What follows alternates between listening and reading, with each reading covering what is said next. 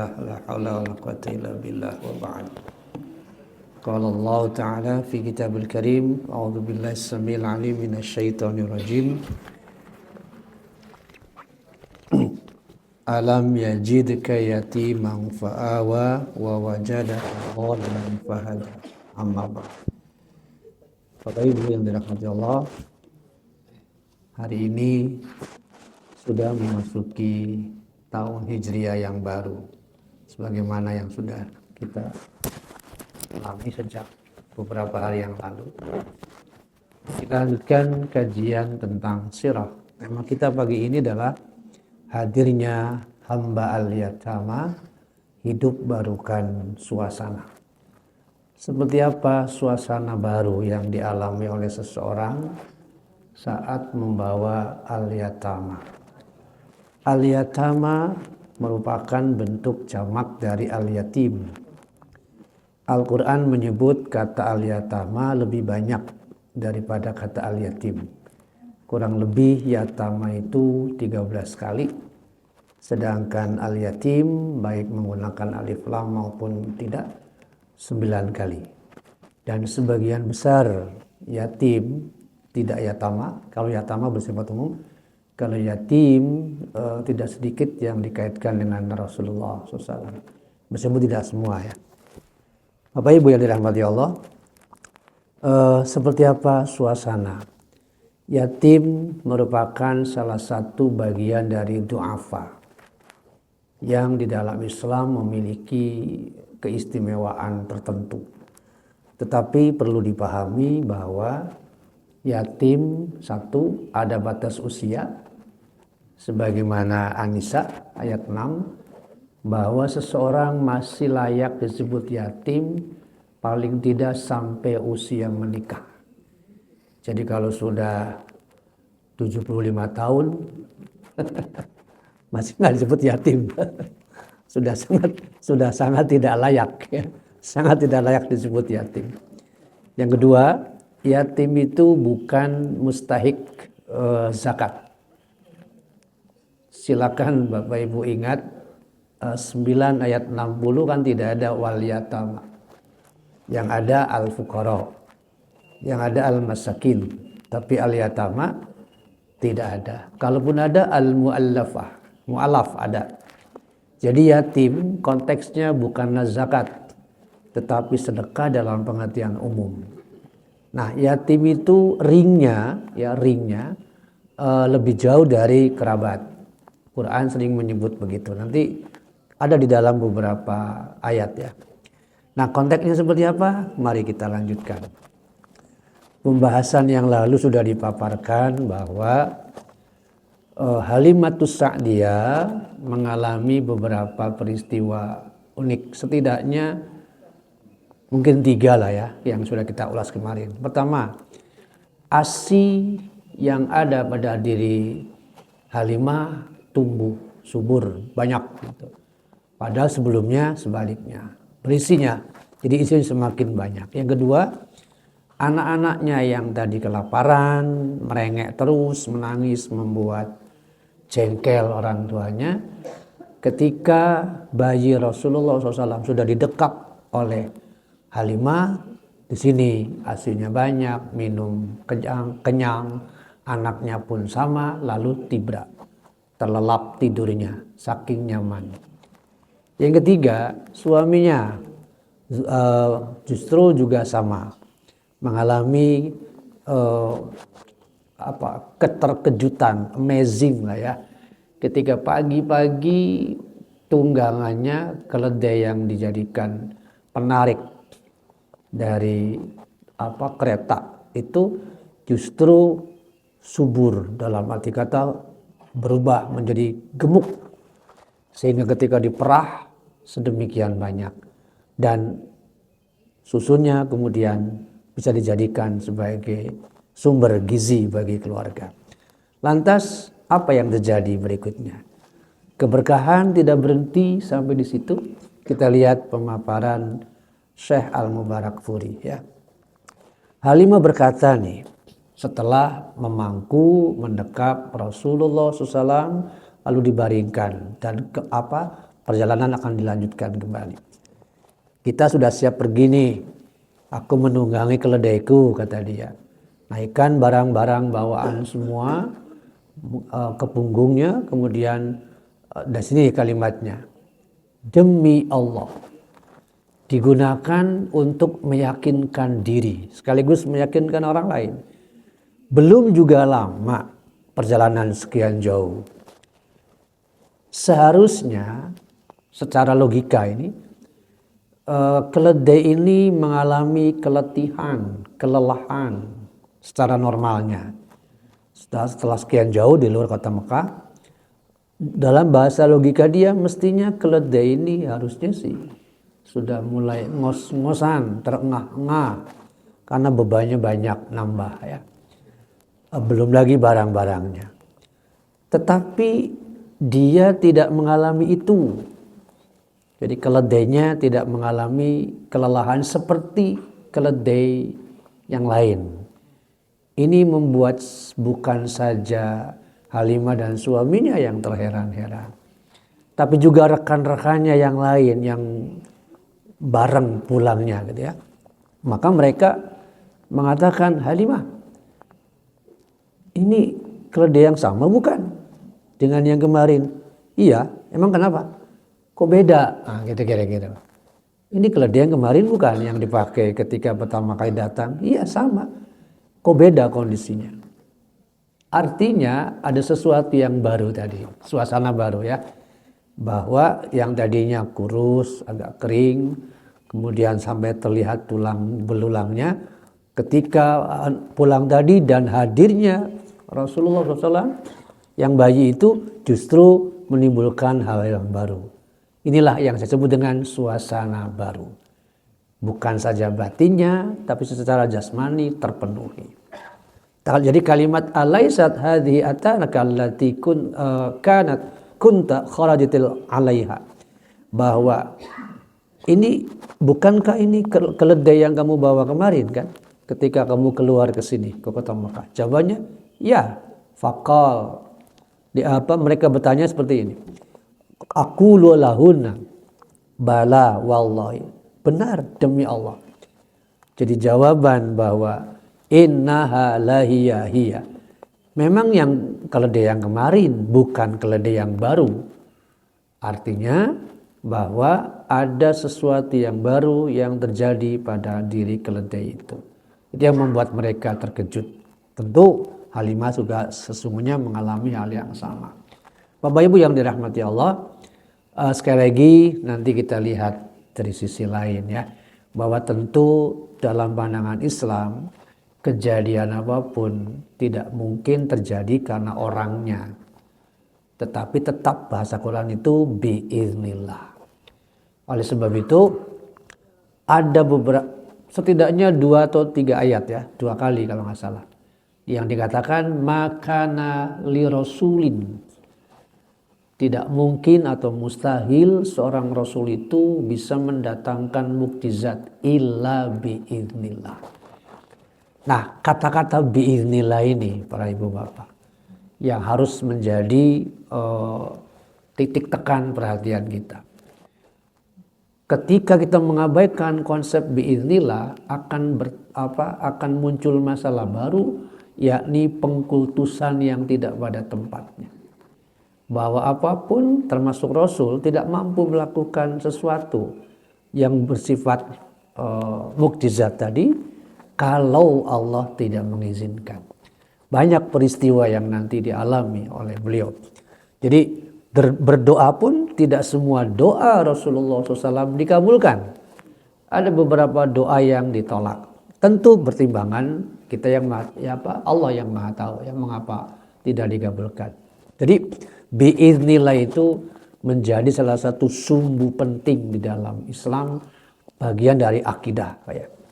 Baik, kembali sini Bapak Ibu. Jadi jawaban Halimah bahwa iya demi Allah benar, itu keledai yang kemarin bukan keledai yang baru. Mereka mengatakan wallahi kok beda ini dengan yang kemarin kalian bawa. Di sini tampak jelas bahwa ada perubahan pada diri fisik keledai yang membuatnya terkejut. Jadi bukan semata-mata susunya yang bisa diperah lalu diminum, tapi juga yang lain ya, tenaganya, fisiknya. Bapak Ibu yang dirahmati Allah, kita lanjutkan. Lantas singkatnya, ketika sampai di Bani Sa'ad, sebuah lembah kampung yang sangat sunyi, bahkan gersang waktu itu karena memang musim paceklik, kemarau panjang, mereka menyiapkan rumah tentu dengan bentuk yang sangat sederhana ya. Nah, di sini ada ungkapan yang menunjukkan bahwa terjadi perubahan suasana dari sisi kondisi kampung. Dia bilang, ma'a'lamu ardhan min ardillah ajduba minha, bahwa sampai sejauh ini saya belum pernah melihat wilayah daerah yang lebih kering, yang lebih gersang daripada wilayah ini. Maksudnya kampung dia ketika suasana sebelum datangnya Rasulullah SAW. Saking keringnya digambarkan itu, tentu tanaman, tumbuhan pasti kurang, rumput juga sama. Ini kan berdampak pada makanan untuk hewan ternak. Tapi setelah kehadiran bayi Rasulullah SAW, terjadi perubahan lagi. Domba-domba yang semula kurus karena makanannya kurang, rerumputannya, ketika datang bayi beliau mulai menghijau rerumputan, otomatis domba-domba pun makanannya memenuhi. Jadi sekali lagi, bukan rumputnya, bukan dombanya, bukan rasulnya, tapi izin Allah melalui kehadiran bayi Rasulullah SAW. Digambarkannya karena rumputnya hijau, lingkungan juga mulai menghijau, kemudian ternak unta domba mulai juga makanannya mencukupi. Otomatis ketika mereka memerahnya banyak. Karena memerahnya banyak, meminumnya sering. Karena meminum sering, jadilah bergizi, nyaman. Inilah yang kita sering mohon kepada Allah, Rabbana atina fid dunya hasanah. Jadi hasanah itulah salah satunya tercukupinya kebutuhan pokok. Sebab di dalam tafsir Ibnu Katsir, kalimat atina fid dunya hasanah kurang lebih ada 10 kondisi ya. Di samping rumah yang lapang, juga aspek kebutuhan pokok memadai. Mungkin singkatnya seperti yang ibu bapak sering dengar ya, paling tidak kebutuhan pangan, sandang, papan ya, tercukupi di situ. Atau yang lebih makmur lagi adalah ungkapan gemah ripah, loh jinawi, terus toto tentrem, kayak gitulah. Itu sebuah istilah yang bahasa surat Sabanya, Pak. Baldatun thayyibatun warobun ghafur. Itu di dalam surat Saba untuk menggambarkan kemakmuran yang luar biasa. Ya. Nah, kondisi yang dialami oleh Bani Sa'ad seperti itu. Jadi kapan itu terjadi? Saat bayi Rasulullah SAW mulai hadir. Nah, sedikit saya kaitkan lagi kepada Nabi Khidir. Ya. Dalam beberapa riwayat dijelaskan seperti itu. Bahwa beliau namanya Khidir atau Khidir itu, pada saat melewati satu kaum, satu wilayah, satu daerah, maka daerah itu yang tadinya gersang akan berubah menjadi hijau. Itulah salah satunya. Tentu balik lagi kembali ke ayat yang tadi, tidak mungkin seorang rasul bisa mendatangkan sesuatu tetap illa biiznillah. Jadi kata-kata biiznillah ini menjadi penting Bapak Ibu ya. Nah, singkatnya, ketika hadir bayi Muhammad SAW, orang-orang juga merasakan tanda kutip kecipratan ya, kecipratan berkahnya sehingga membuat mereka tertarik. Lalu ada satu kalimat yang menunjukkan bahwa seperti kita sering menyebutnya, tuh ikuti itu. Begini, di dalam riwayat lain tambahannya, ketika penduduk yang hadir ikut mencicipi air susu yang dimiliki keluarga Halimah karena perahan tadi, di sisi lain hewan-hewan gembalaannya gendut-gendut karena memang berkah tadi ya, banyak makanannya. Maka mereka, orang lain ini yang menyaksikan bagaimana kesuksesan, keberhasilan Halimah dan suaminya, wa yaqulun, berkata kepada para penggembalanya. Kalimat penggembala ini menunjukkan bahwa mereka menggembalakannya kepada orang lain. Artinya, dengan gambaran ini jelas bahwa yang menggembalakan tidak harus pemiliknya atau salah satu keluarganya, tidak. Boleh jadi penggembala itu orang lain yang dibayar. Sebagaimana nanti Rasulullah SAW pun demikian, menjadi penggembala bagi domba-domba milik orang lain, lalu mendapatkan upah dalam sehari sekian ukiah misalnya ya. Itu tuh hal biasa ya, yang nanti kita ulas pada pembahasan berikutnya. Nah, kepada para penggembala itu mereka bilang, tuh ikuti keluarga Halimah tuh, kemanapun dia pergi ikut sana, pokoknya nguntit aja. Ketika dia pergi ke lapangan sebelah timur, ikuti sana supaya dapat hal yang sama. Artinya inilah orang-orang yang menebar manfaat ya. Siapapun orang yang baik, yang berprestasi pasti menjadikan role model. Dan ini ada pada diri keluarga Halimah sejak kehadiran bayi Rasulullah SAW. Karena itulah Bapak Ibu, setelah risalah beliau terima, begitu banyak sabda beliau yang mengajak kita untuk menjadi khairun nas, orang yang terbaik.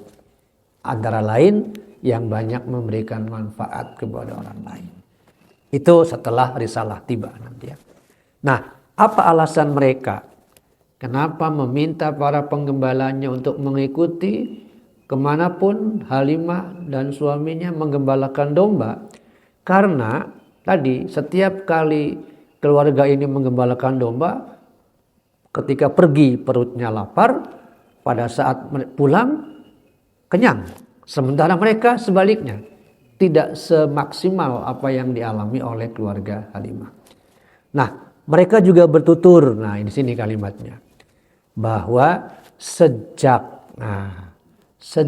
kehadiran kedatangan bayi Rasulullah SAW yang dibawa oleh Halimah, mereka berucap bahwa kami tidak pernah melihat, kami tidak pernah tahu mengalami kondisi berkah yang seperti ini. Sejak kehadiran beliau, nikmat Allah itu terus bertambah. Minallahi azyadah wal khair, gak putus-putus. Terus bertambah keberkahan, kebaikan karena keluarga Halimah membawa bayi tadi. Lantas diceritakanlah oleh Halimah mengenai bagaimana tumbuh kembang fisik Rasulullah SAW dengan mengungkapkan bahwa yushibbu syababan, beliau tumbuh menjadi seorang anak remaja al-ghilman yang pertumbuhannya meskipun belum genap 2 tahun tapi cepat. Kita menyebutnya apa? Bongsor ya. Ya, mungkin kira-kira gitu, bongsor. Bongsor apa sih ya? Bahasa Turki kali ya. Bongsor. Jadi cepat pertumbuhannya. Tentu sekali lagi Allah juga ikut serta di dalamnya menjaga terus memenuhi gizinya. Padahal usianya baru 2 tahun. Oke, lincah, aktif dan seterusnya. Ya sebagaimana orang biasa secara umum, tetapi ada keistimewaan yang tidak dimiliki oleh orang lain. Gambaran itu. Lantas para ibu bapak yang dirahmati Allah, karena perjanjiannya 2 tahun pertama dengan Aminah binti Wahab, maka pada saat usia 2 tahun di mana beliau mengalami pertumbuhan pesat tadi, terpaksa dibawa pulang dulu. Jadi Aminah binti Wahab membawa Rasulullah SAW yang usianya sudah 2 tahun tadi kepada ala ummihi.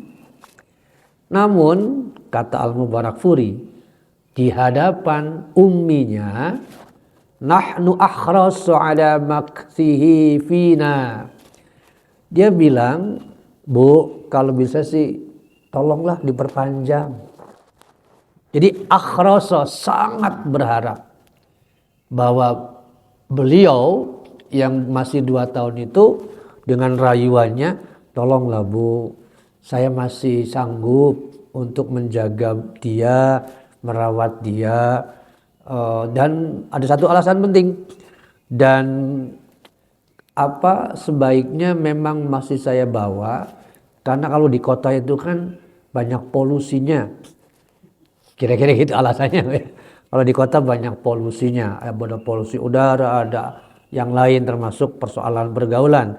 Tapi kalau di kampung masih bersih Bu, jadi tolonglah kami diberi kesempatan yang kedua untuk merawat beliau.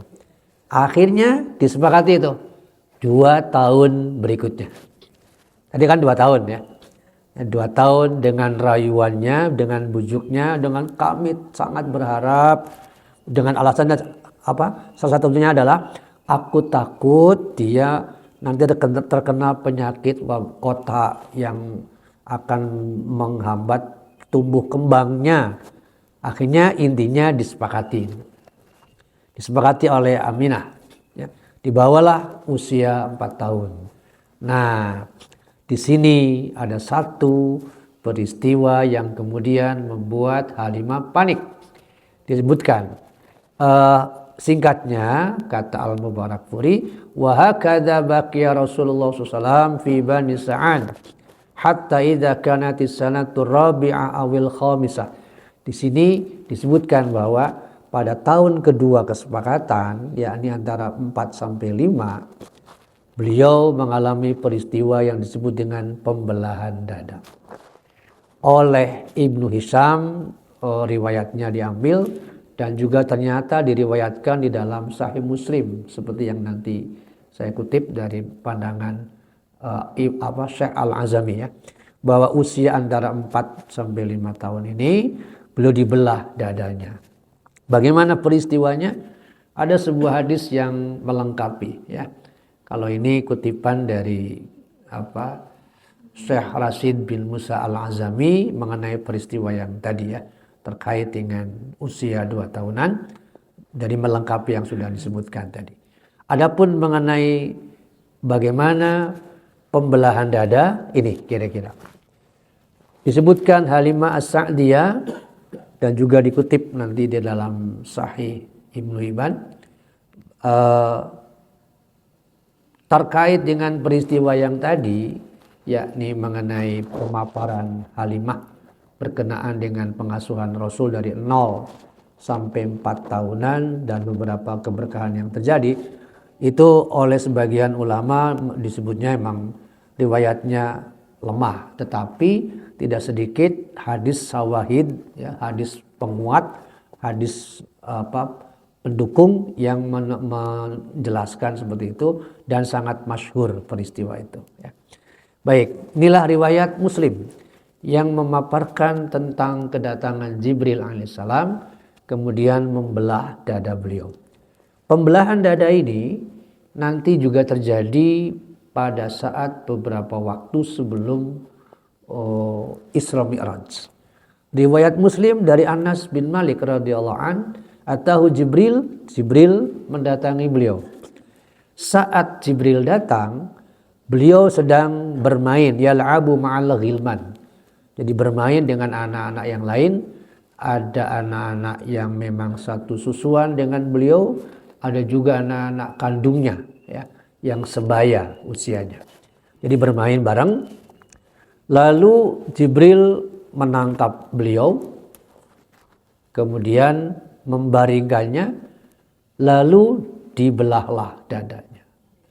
Ini yang membuat shock anak-anak, Karena Bapak Ibu bisa bayangkan, orangnya datang tak dikenal, tiba-tiba menangkap beliau, membaringkannya, dan mereka melihat di belah dadanya, apa enggak sewaktu.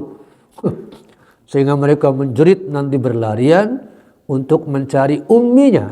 Ummi, berteriak memanggil Halimah.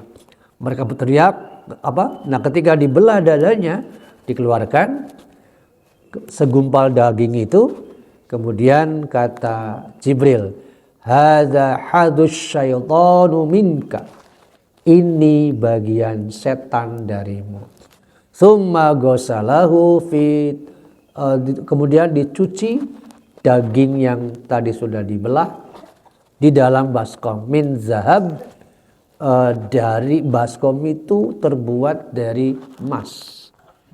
Sedangkan di dalamnya ada air, bima in zamzam, air zamzam. Kemudian dikembalikan ke tempat semula. Nah, tentu bisa Ibu Bapak bayangkan, ketika dikembalikan kita tidak membayangkan prosesnya seperti apa ya. Yang pasti tidak disebutkan darah itu bercecer atau tidak. Kemudian gambarannya ya. Yang pasti panjangnya dalam beberapa riwayat lain disebutkan antara pusar bagian atas dengan beberapa senti sebelum tenggorokan ya. Jadi sekitar ya antara 20-25 senti. Itu yang dibelah gambarannya ya. Nah, kemudian ketika melihat peristiwa itulah anak-anak Halimah dan juga anak susuan yang lain berteriak kepada ibunya, lalu menceritakan bagaimana beliau, inna Muhammadan qad qatala, itu Muhammad ada yang membunuh. Tentu ibunya yang memang harus bertanggung jawab kaget, lalu segera mencari di mana. Dan ketika ketemu, beliau tenang-tenang saja, nggak apa-apa. Ada yang sakit? Enggak.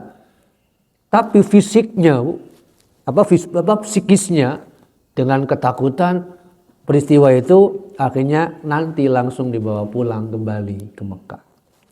Kenapa? Karena rasa tanggung jawab. Kalau ada peristiwa yang lebih berbahaya, udah kembalikan aja. Padahal kemarin sudah berharap kan, tolong beri kami waktu kembali untuk merawatnya. Sekarang sudah 4 tahun berarti ya, menjelang 5 itu terjadi peristiwa ini. Akhirnya ada ketakutan dan mengembalikannya nanti. Bagaimana proses pengembalian itu?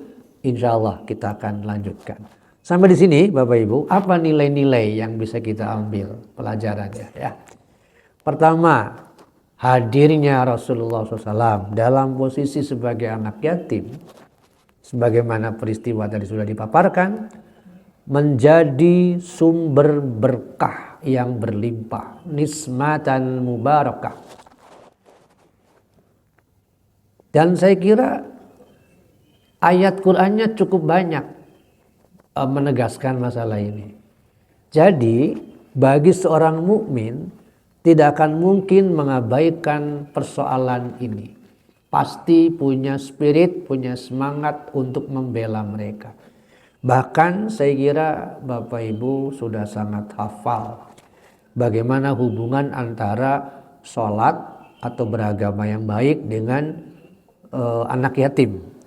Setidaknya di Al-Ma'un ya, sangat jelas tuh rentetan ayat yang di dalamnya memuat kalimat wailul lil musallin, kemudian dikaitkan dengan anak yatim tadi. Di awal bahkan disebutkan ara'aital ladzi yukadzibu biddin fadzalikal ladzi yad'ul yatim. Yad'u artinya menghardik, membentak, bahkan mengusir anak yatim. Nah, orang yang mengusir anak yatim, menghardik atau bahkan tidak peduli, itu disebut sebagai yukadzibu biddin. Nanti setelah risalah kokoh, betapa jelas keberpihakan Islam terhadap anak yatim. Meskipun tadi ya, ada batas waktu di mana seseorang berpihak membela anak yatim. Seperti apa? Karena kalau sudah di atas itu, maka hak anak yatim terkait dengan hartanya harus dikembalikan. Bahkan Bapak Ibu, waktu itu orang tua yang meninggal, kemudian hartanya milik anak yatim itu warisannya ada, sementara dia masih anak-anak, maka boleh seseorang diberi amanah untuk mengelola harta anak yatim itu. Bahkan kalau ibu perhatikan ya di dalam An-Nisa, dibolehkannya jelas, namun ekstra hati-hati antara kita menjaga iffah kemuliaan diri untuk mengelola harta anak yatim dengan memanfaatkannya. Jika memungkinkan, harta peninggalan anak yatim tidak diganggu sama sekali. Namun tidak mutlak.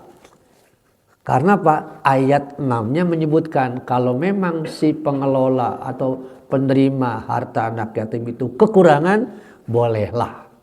Tapi cara yang lebih baik adalah tidak mengganggunya sama sekali, sehingga nanti pada saat harta itu dikembalikan full nilainya sebagaimana semula. Namun sekali lagi, jika terpaksa karena saking kurangnya orang yang dititipi harta, dibolehkan untuk menggunakannya kehidupan sehari-hari. Nah, kalau tidak, An-Nisa ayat 10 menyebutnya orang yang yakuluna amwal yatama, orang yang memakan harta anak yatim sama dengan memakan api neraka sepenuh perutnya. Jadi ada hubungan di sini Bapak Ibu, bahwa balasan Allah itu menjadi dorongan utama bagi seorang mukmin untuk berpihak pada anak yatim. Hanya saja seringkali kita tidak sedikit saking tertariknya untuk memberi pembelaan kepada anak yatim, lalu memahaminya secara zahir. Misalnya nanti kebetulan kan sekarang qadarullah ya, Muharram nih, lazim disebut dengan bulannya anak yatim. Lalu nanti tradisinya dibelai anak yatim tanggal 10 supaya begini-begini. Nah itu bahayanya Bu. Tidak sedikit mitos-mitos yang sebetulnya hadisnya lemah, tidak perlu diikuti. Tapi bukan berarti kita abai kepada anak yatim, bukan. Namun tradisi-tradisi mitosnya itu yang mestinya kita hindari. Tetapi keberpihakan kepada anak yatim jelaskan. Bahkan ada hadis ya yang menyebutkan bahwa kafilul yatim, antara aku dengan pemelihara anak yatim, kata Rasul, kahatain seperti dua jari. Saking dekatnya. Ini tujuannya apa? Memotivasi kita untuk peduli. Apakah kita langsung memeliharanya sampai mereka tadi usia nikah, atau sekedar misalnya memberikan donasi? Sama. Entah donasi, entah advokasi, yang pasti kita berpihak pada mereka. Itu. Nah, Bapak Ibu yang dirahmati Allah, dalam Quran ada dua surat yang menyebutkan mirip seperti ini. Yang pertama Al-Baqarah 83, yang kedua An-Nisa 36. Dua surat ini ada kemiripan dan di dalamnya menyebut al-yatama.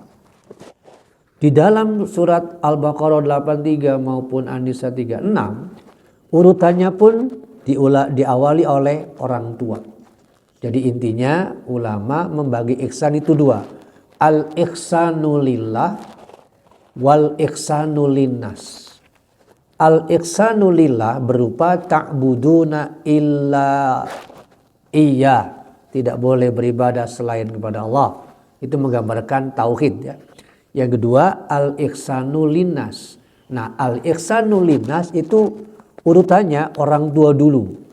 Ihsan kepada orang tua dulu urutannya, baru zil kurba kerabat, baru keluar. Nah, keluar inilah anak yatim.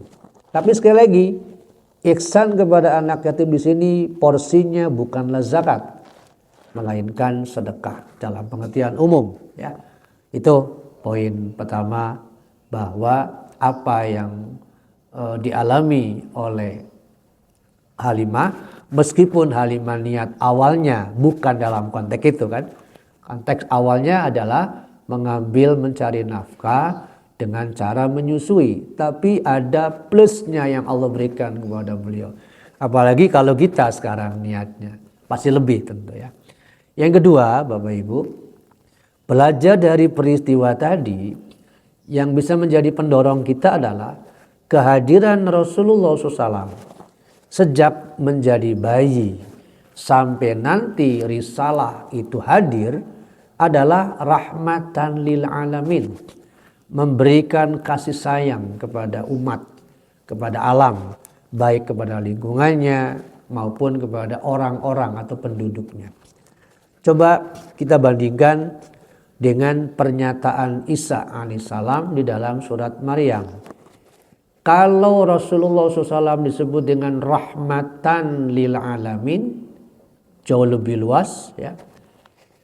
Kalau Isa bin Maryam pada ayat 31 di situ dikatakan wa ja'alani mubarakan ainama kuntu. Allah memberiku keberkahan dimanapun aku berada. Allah memberiku keberkahan dimanapun aku berada. Sebelumnya beliau mengatakan ini abdullah ataniyal kitab. Aku adalah hamba Allah di mana Allah memberiku kitab. Pernyataan ini beliau ucapkan saat masih jadi bayi. Yang kita sudah sebut kemarin namanya irhas ya. Jadi apa yang dialami oleh beliau lebih luas tuh, rahmatan lil alamin. Meskipun dalam beberapa hal pasti beliau juga dapat diberkahi dimanapun beliau berada. Nanti pada perjalanannya diberkahi dimanapun berada, antara lain nanti pada saat usia beliau 12 tahun. Keberkahan itu berupa naungan awan yang terus bergerak mengikuti pergerakan beliau. Itu bagian dari keberkahan, bagian dari mukjizat juga atau irhas tadi ya, kan belum menjadi nabi. Itu gambaran Bapak Ibu. Nah, hari ini jika kita ingin mendapatkan rahmatan atau barokatan dimanapun kita berada, sumbernya ada pada peninggalan beliau, yakni Al-Quran, atau pengamalan dari apa yang beliau wariskan, yaitu As-Sunnah. Jadi kalau kita ingin mendapatkan hal yang sama, sederhana. Kenapa? Karena di dalam Quran sudah sangat banyak ditegaskan inna fi zalika la rahmatan, bahwa di dalam Quran itu ada rahmat yang sangat banyak, tak terbatas jumlahnya. Jangankan membaca sampai mempelajari, mendengarkannya saja sudah masuk kategori mendapatkan rahmat. Apalagi jauh lebih daripada itu. Oleh sebab itu, ketika seorang muslim jauh dari interaksinya dengan Quran, akan sulit berarti kan mendapatkan rahmatan tadi. Nah, rahmat itu dalam hadis yang Allah turunkan ke dunia ini baru satu. Yang 99-nya Allah tahan nanti di akhirat. Satu bagian saja sudah sedemikian banyak, tak terbatas. Apalagi kalau sampai 100 rahmatnya Allah turunkan semua. Jadi sesungguhnya kita sangat membutuhkan rahmat Allah. Salah satunya apa? Salah satunya rahmat Allah itu kita butuhkan saat kita sakaratul maut. Bukankah ada doa yang mungkin Bapak Ibu sering dengar? Allahumma inni as'aluka taubatan qablal maut wa rahmatan. Nah itu. Jadi kalau taubat qablal maut, kita mohon kepada Allah.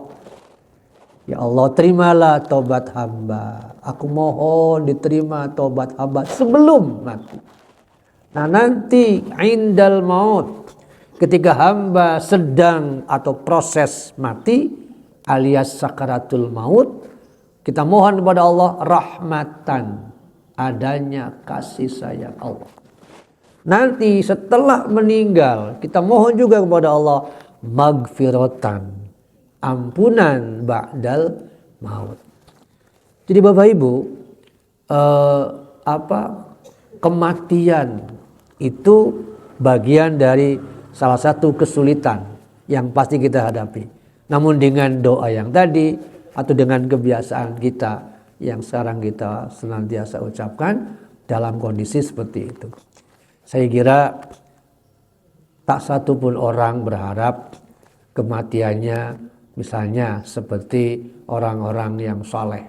Sebut saja misalnya Yahya Waloni, secara zahir Pak ya, sedang khutbah hari Jumat, apa tidak sedang melakukan sesuatu yang baik tuh. Padahal muslimnya belum 15 tahun kan. Kalau nggak salah belum 15 tahun kemuslimannya. Kita udah berapa puluh tahun. Lebih dari beliau. Tapi kematiannya luar biasa. Artinya apa? Kita yakin secara zahir itulah bukti bahwa Masya Allah. Akidahnya, semangatnya, spiritnya membela Islam luar biasa. Ya terlepas dari caranya ya. Yang pasti luar biasa. Termasuk yang kemarin, Ko Steven Wibowo. Kan sama tuh. Pembelaannya kepada Islam luar biasa. Masya Allah. Jadi kadang-kadang ya orang-orang hebat ya. Begitu kuat membelanya terhadap agama Allah. Jadi benar dalam surat Al-Hajj itu dikatakan la yansurannahullah may yansuru. Allah pasti memberi pertolongan kepada orang yang menolong agamanya. Nah, apa yang kita lakukan hari ini sejatinya bagian kecil dari upaya kita untuk yang suruh menolong agama dia. Sehingga ya insya Allah kan kita harapkan apa yang disebutkan tadi. Berkenaan dengan al-maut sedikit saya ulas. Al-maut kan ada dua dalam bahasa kajian ulama ya. Ada al-mautus sughra, ada al-mautul kubra. Ada kematian kecil, ada kematian besar. Yang disebut kematian kecil adalah tidur. Tidur itu kematian kecil. Sedangkan kematian hakikat itulah kematian yang besar. Mengenai tidur atau kematian kecil, sedikit saya melebar terkait dengan hasil temuan penelitian seorang pakar elektro namanya Arthur J. Ellison. Tanya saya, Bu, ketika kita tidur, ruh kita kemana? Ah, bingung. Ruh kita kemana? Ya nggak tahu. Ruh kita kemana? Kalau pergi kemana dan dipegang siapa? Itu pertanyaan yang disampaikan oleh Arthur J. Ellison kepada seorang pendeta, kepada beberapa pendeta, kepada beberapa pakar yang dianggap kompeten. Tak ada satupun yang bisa mereka jawab. Ketika kita tidur, ruh kita kemana? Dipegang siapa? Nggak ada yang tahu. Keliling, bertanya ke sini nggak ada jawaban. Ke pendeta pun, bahkan ke paus juga nggak ada jawaban. Karena nggak ada jawabannya. Akhirnya watak penelitinya muncul. Ya sudah, saya riset saja sendiri. Gitu kira-kira. Karena tidak ada jawaban, lalu beliau menjawab, saya harus meneliti. Kemana itu ruh? Pakai apa? Pakai kamera seperti yang dipakai oleh Hari Panca, uji nyali. Tentu pengertiannya lebih canggih ya. Dengan HD, high definition, resolusinya tinggi, diperbaiki terus-menerus sampai bisa menangkap sesuatu yang di luar yang kebiasaan.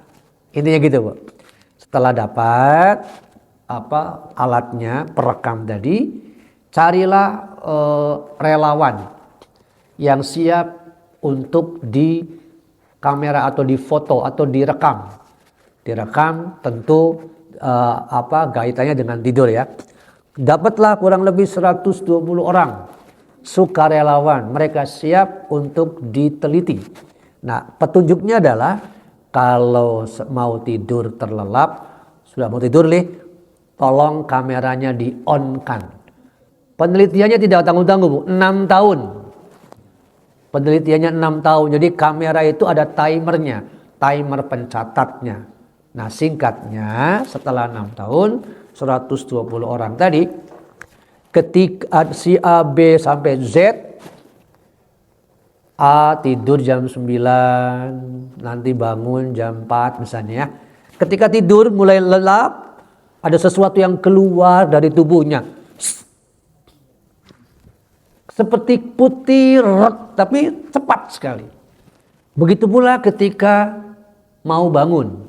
Beberapa waktu sebelum bangun, ada yang masuk lagi secepat itu. Lalu yang B terus, beda-beda tentu ya waktunya. Tergantung pada mulai lelapnya kapan. Tapi tetap ada pencatatannya di situ. Singkat kata, didapatlah data. Data pertama adalah setiap kali orang itu mau terlelap, ada something dia sebutnya. Ada something yang keluar.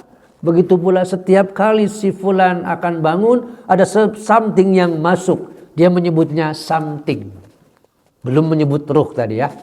Nanti jawabannya jelas. Sebaliknya, ketika yang keluar tadi tidak kembali, orang itu meninggal. Itu benar. Jadi ketika B misalnya keluar itu jam 10. Nah, ketika B ini tidak kembali sesuatu yang keluar tadi, faktanya meninggal.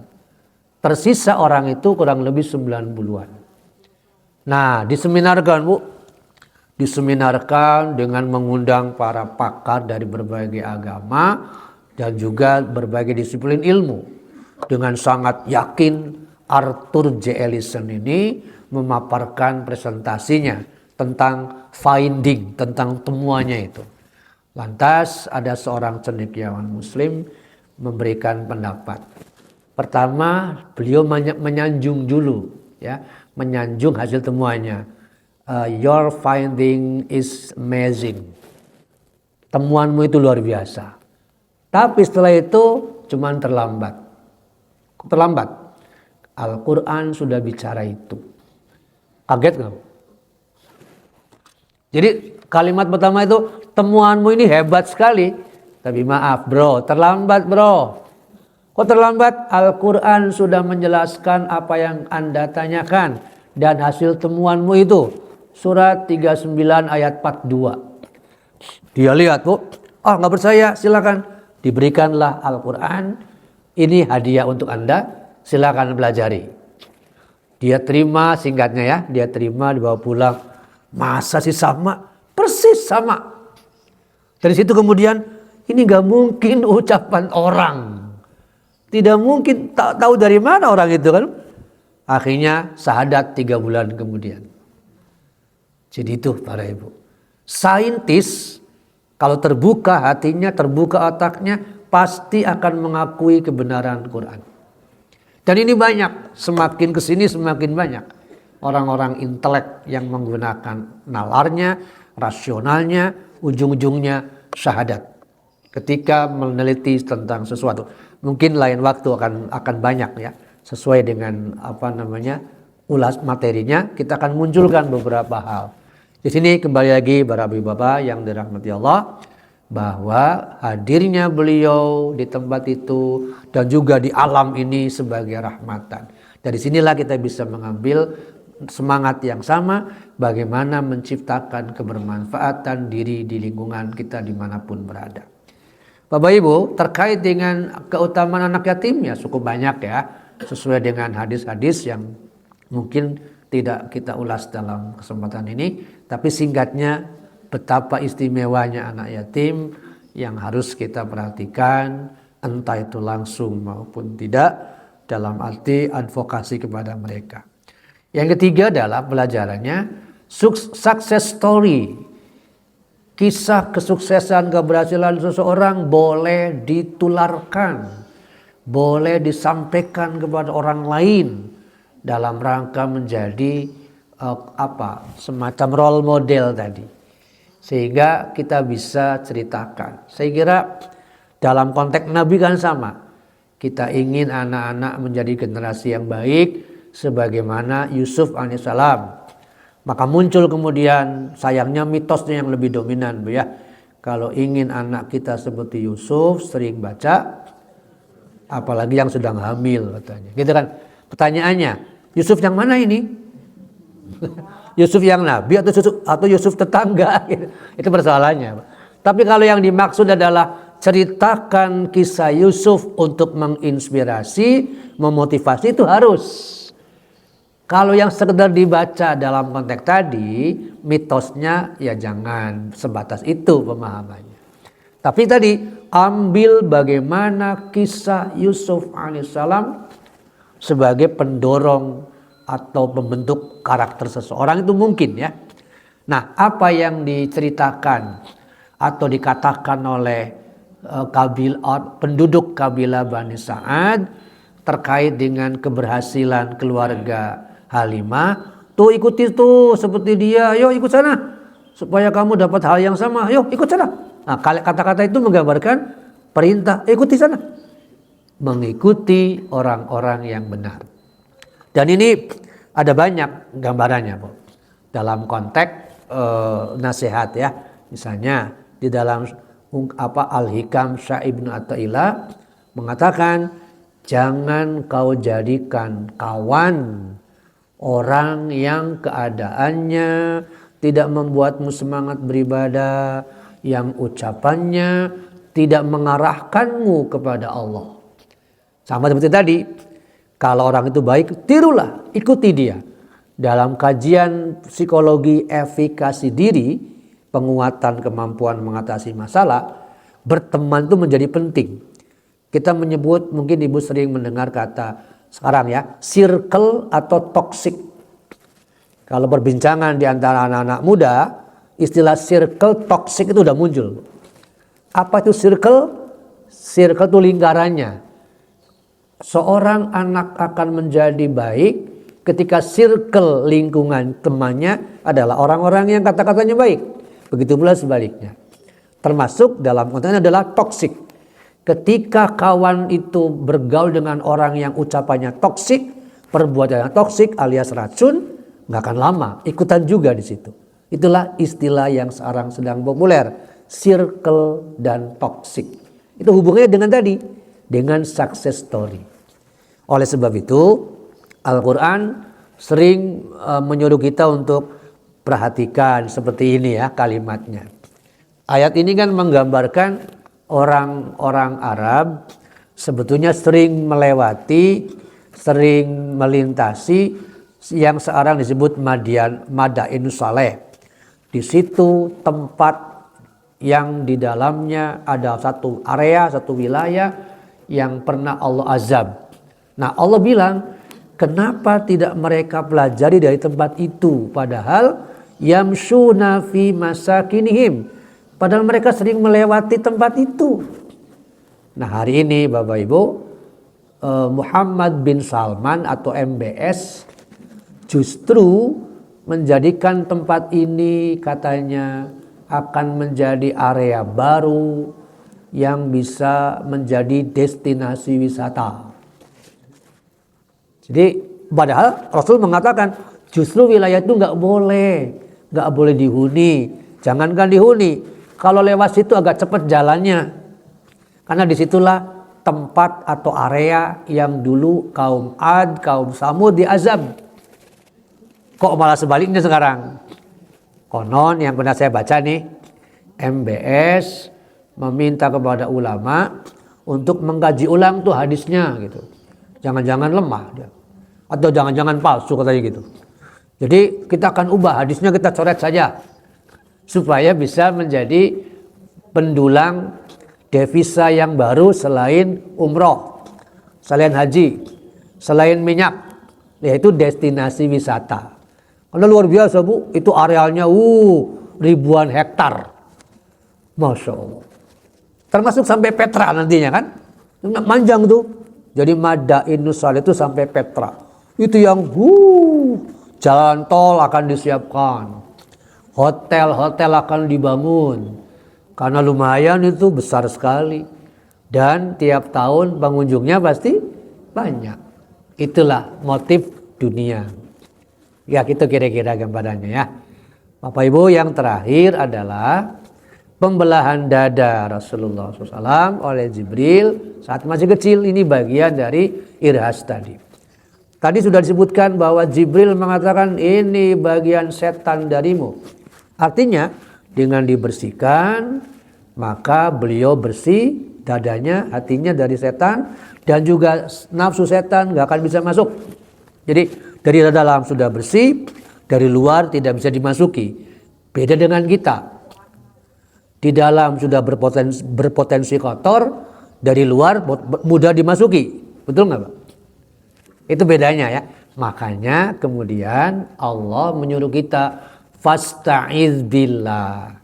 Berlindunglah kepada Allah minasyaitonir rajim, dari setan yang terkutuk, di mana setan atau iblis itu bersumpah kepada Allah untuk menjebak manusia ila yaumi yub'atsun, sampai hari kiamat. Berarti setan juga jihad sebetulnya, Bu. Kita jihad di jalan Allah, setan jihad di jalan dirinya sendiri untuk menggoda kita. Nah ini, makanya di dalam diri kita ada nafsu yang disebut ammarah, sebagaimana terdapat di dalam surat Yusuf. Itu para ibu bapak yang dirahmati Allah, pembahasan mengenai bagaimana keberkahan hadir dalam kehidupan keluarga Halimah dan juga masyarakat Bani Sa'ad. Dan ini bisa memberi kita motivasi kembali dari sisi lain yang bisa kita raih ya. Barakallahu li wa lakum. Assalamualaikum warahmatullahi wabarakatuh.